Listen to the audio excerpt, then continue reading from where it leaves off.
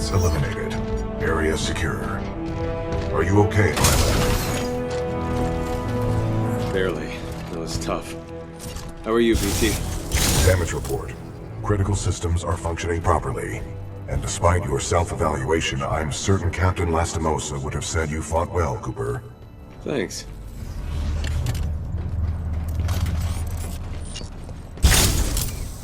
Protocol 2 mission update. Replace the uplink module. The socket for the module is at the top of this dish. A throw combined with additional climbing is required.